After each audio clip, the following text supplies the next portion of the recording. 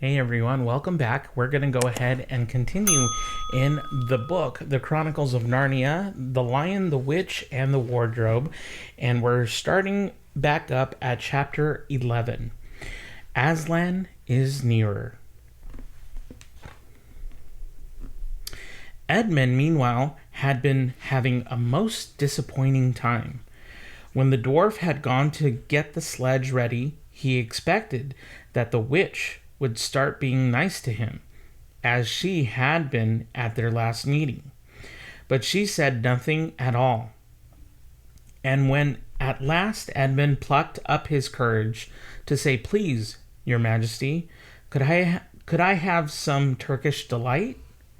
You said," she answered, "Silence, fool." Then she appeared to change her mind and said, as if to herself, "And yet it will not do to have the brat fainting on the way." And once more clapped her hands. Another dwarf appeared. "Bring the human creature food and drink," she said. The dwarf went away and presently returned bringing an iron bowl with some water in it and an iron plate with a hunk of dry bread on it. He grinned in a repulsive manner as he set them down on the floor beside Edmund and said, "Turkish delight for the little prince." "Ha ha ha ha." "Take it away," said Edmund sulkily. "I don't want dry bread." But the witch suddenly turned on him with such a terrible expression on her face that he apologized and began to nibble at the bread. Though it was so stale, he could hardly get it down. "You may be glad enough of it before you taste bread again," said the witch. While he was still chewing away, the first dwarf came back and announced that the sledge was ready. The White Witch rose and went out, ordering Edmund to go with her. The snow was again falling as they came into the courtyard, but she took no notice of that and made Edmund beside her on the sledge. But before they drove off, she called Mogram, and he came bounding like an enormous dog to the side of the sledge. "Take with you the swiftest of your wolves and go at once to the house of the beavers," said the witch, "and kill whatever you find there. If they are already gone, then make all speed to the stone table. But do not be seen. Wait for me there in hiding. I, meanwhile, must go many miles to the west before I find a place where I can drive across the river. You may overtake these humans before they reach the stone table. You will know what to do if you find them." "I hear and obey, O Queen," growled the wolf, and immediately he shot away into the snow and darkness, as quickly as a horse can gallop. In a few minutes, he had called another wolf, and was with him down on the dam sniffing at the beaver's house. But of course they found it empty. It would have been a dreadful thing for the beavers and the children if the night had remained fine, for the wolves would then have been able to follow their trail, and 10 to 1 would have overtaken them before they had got to the cave. But now that the snow had begun again, the scent was cold, and even the footprints were covered up. Meanwhile, the dwarf whipped up the reindeer, and the witch and Edmund drove out under the archway and on and away into the darkness and the cold. This was a terrible journey for Edmund, who had no coat. Before they had been going quarter of an hour, all the front of him was covered with snow. He soon stopped trying to shake it off because, as quickly as he did that, a new lot gathered, and he was so tired. Soon he was wet to the skin, and oh, how miserable he was. It didn't look now as if the witch intended to make him a king. All the things he had said to make himself believe that she was good and kind and that her side was really the right side sounded to him silly now. He would have given anything to meet the others at this moment, even Peter.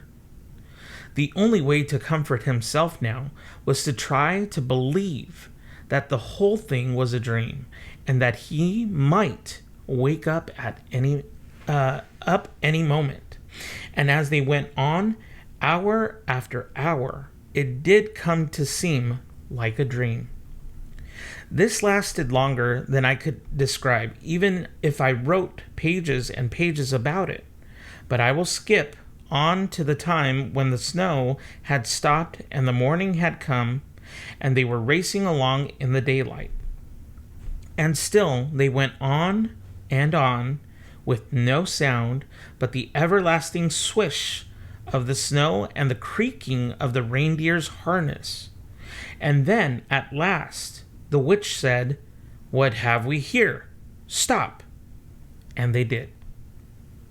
How Edmund hoped she was going to say something about breakfast, but she had stopped for quite a different reason.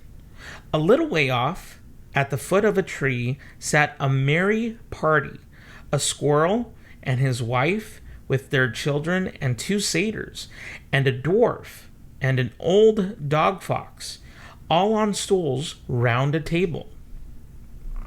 Edmund couldn't quite see what they were eating, but it smelled lovely, and there seemed to be decorations of holly, and he wasn't at all sure that he didn't see something like a plum pudding. At the moment when the sledge stopped, the fox, who was obviously the oldest person present, had just risen to its feet, holding a glass in its right paw as if it was going to say something. But when the whole party saw the sledge stopping and who was in it, all the gaiety went out of their faces. The father squirrel stopped eating with his fork halfway to his mouth, and one of the satyrs stopped with its fork actually in its mouth, and the baby squirrels squeaked with terror. "What is the meaning of this?" asked the witch queen. Nobody answered.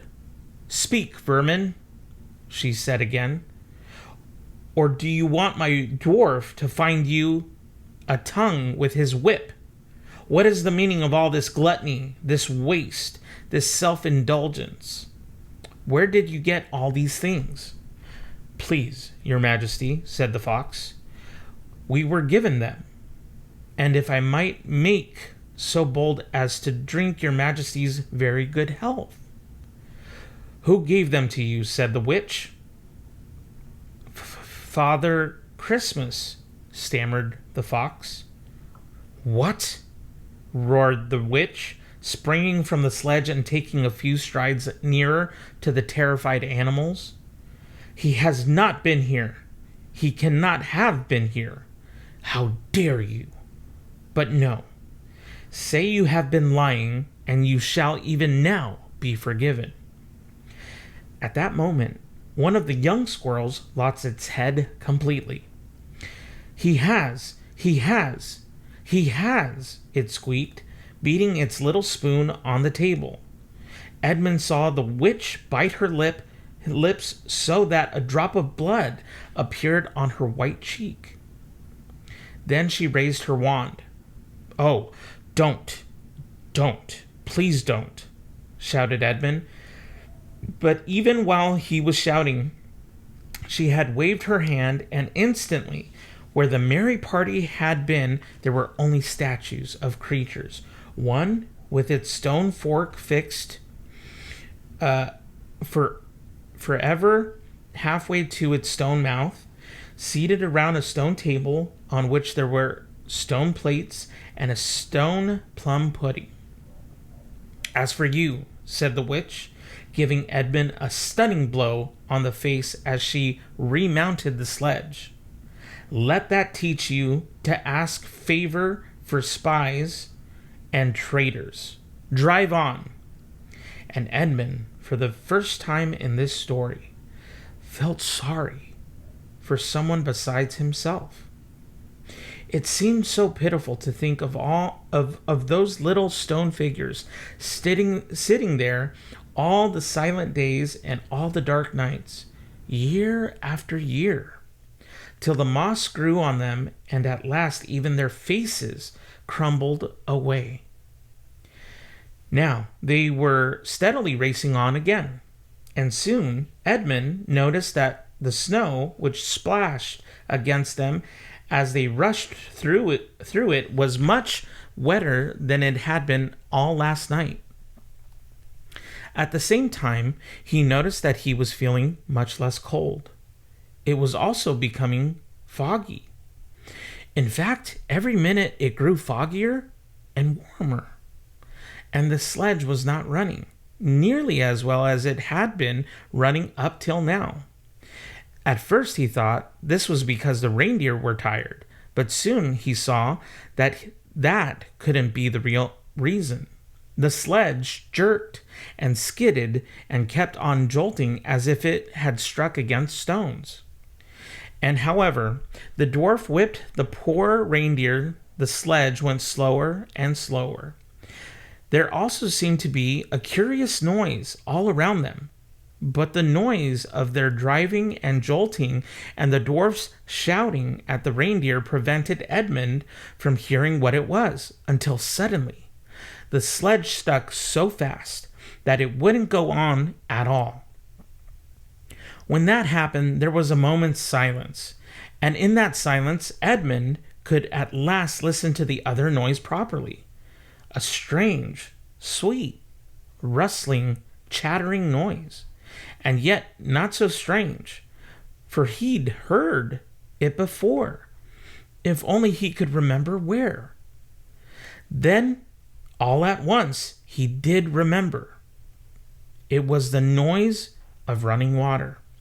All around them, though out of sight, there were streams chattering, murmuring, bubbling, splashing, and even in the distance, roaring. And his heart gave a great leap, though he hardly knew why, when he realized that the frost was over, and much nearer there was a drip, drip, drip from the branches of all the trees. And then, as he looked at one tree, he saw a great load of snow slide off it, and for the first time since he had entered Narnia, he saw the dark green of a fir tree. But he hadn't time to listen or watch any longer, for the witch said, "Don't sit staring, fool! Get out and help!" And of course, Edmund had to obey. He stepped out into the snow, but it was really only slush by now, and began helping the dwarf to get the sledge out of the muddy hole it had got into. They got it out in the end, and being very cruel to the reindeer, the dwarf managed to get it on the move again, and they drove a little further. And now the snow was really melting in earnest, and patches of green grass were beginning to appear in every direction. Unless you have looked at a world of snow as long as Edmund had been looking at it, you will hardly be able to imagine what a relief those green patches were after the endless white. Then the sledge stopped again. "It's no good, Your Majesty," said the dwarf. "We can't sledge in this thaw." "Then we must walk," said the witch. "We shall never overtake them walking," growled the dwarf.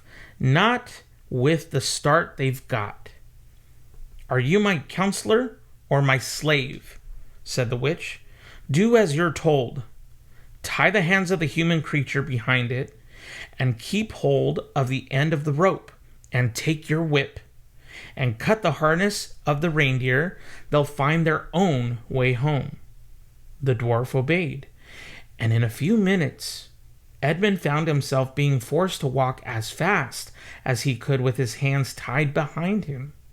He kept on slipping in the slush and mud and wet grass, and every time he slipped, The dwarf gave him a curse and sometimes a flick with the whip. The witch walked behind the dwarf and kept on saying, "Faster! Faster!"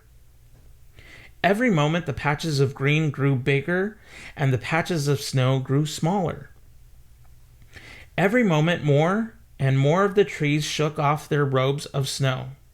Soon, wherever you looked, instead of white shapes, you saw the dark green of firs or the black prickly branches or of bare oaks and beeches and elms. Then the mist turned from white to gold and presently cleared away altogether. Shafts of delicious sunlight struck down on the forest floor, and overhead you could see a blue sky between the treetops. Soon there were more wonderful things happening. Coming suddenly round a corner into a glade of silver birch trees, Edmund saw the ground covered in all directions with little yellow flowers, celandines. The noise of water grew louder. Presently, they actually crossed a stream. Beyond it, they found snowdrops growing. "Mind your own business," said the dwarf when he saw that Edmund had turned his head to look at them, and he gave the rope a vicious jerk.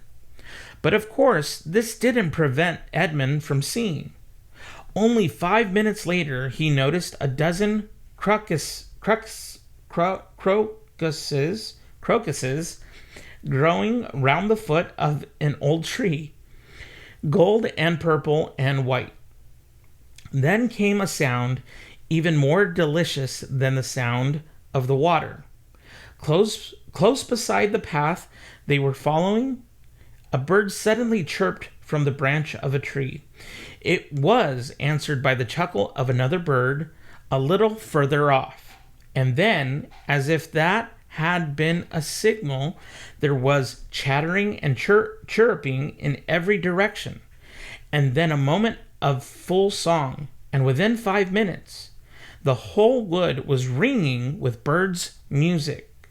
And wherever Edmund's eyes turned, he saw birds alighting on branches, or sailing overhead, or chasing one another, or having their little quarrels, or tidying up their feathers with their beaks. "Faster, faster," said the witch. There was no trace of the fog now. The sky became bluer and bluer, and now there were white clouds hurrying across it from time to time. In the wide glades there were primroses. A light breeze sprang up which scattered drops of moisture from the swaying branches and carried cool, delicious scents against the faces of the travelers. The trees began to come fully alive. The larches and birches were covered with green, the laburnums with gold. Soon the beech trees had put forth their delicate, transparent leaves. As the travelers walked under them, the light also became green. A bee buzzed across their path. "This is no thaw," said the dwarf, suddenly stopping. "This is spring. What are we to do? Your winter has been destroyed, I tell you. This is Aslan's doing." "If either of you mention that name again," said the witch, "he shall instantly be killed." And that is the end of Chapter 11, The Lion, the Witch, and the Wardrobe from the Chronicles of Narnia. Feel free to go to the next chapter, which is Chapter 12, Peter's First Battle.